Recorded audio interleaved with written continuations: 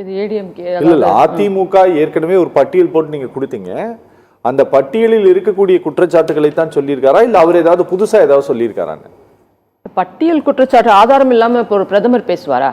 நாங்கள் குற்றச்சாட்டு கொடுக்குறோன்றையும் சரி, நீங்கள் எதிர்கட்சி நாங்கள் போய் சும்மாவே கொடுத்துட்டோம். அன்னைக்கு இல்லாத குட்காவை சட்டமன்றத்தில் கொண்டு வந்து இன்னைக்கு இருக்கக்கூடிய முதலமைச்சர் ஸ்டாலின் எதிர்கட்சியில் கொண்டு வந்து காட்டினாரு. அதுக்கப்புறம் ஆளுநர் இன்னைக்கு தேவையில்லைன்னு பேசுறீங்க. 13 முறை ஆளுநரை போய் பார்த்தீங்க. லஞ்சம் இந்த மாதிரி எல்லாருமே அளவுக்கு அதிகமாக சொத்து சேர்த்துருக்காங்க அப்படின்னு சொல்லிட்டு வருமானத்துக்கு அதிகமாக அன்னைக்கெல்லாம் வழக்கு கொடுத்தீங்க. இன்னைக்கு உங்கள் நிலைப்பாடை மாற்றிக்கிட்டு நான் ஆளுநரை எதிர்க்கிறேன்னு வெறும் சித்தாந்த அரசியல் தான் மத்திய அரசையும் ஆளுநரையும் எதிர்த்து செய்துட்டு இருக்கீங்க. அப்போதெல்லாம் இந்த கேள்விகள் எழவில்லை.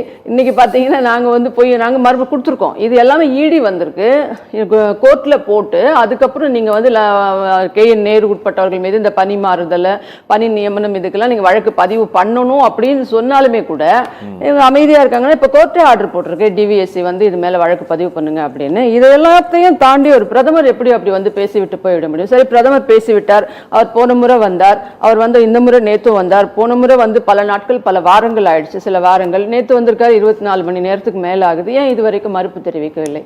சம்பந்தப்பட்ட அமைச்சர்கள் துரைமுருகன் அவர்களோ KN நேரு அவர்களோ ஏவா வேலு அவர்கள் அங்கே தானே இருந்தாரு.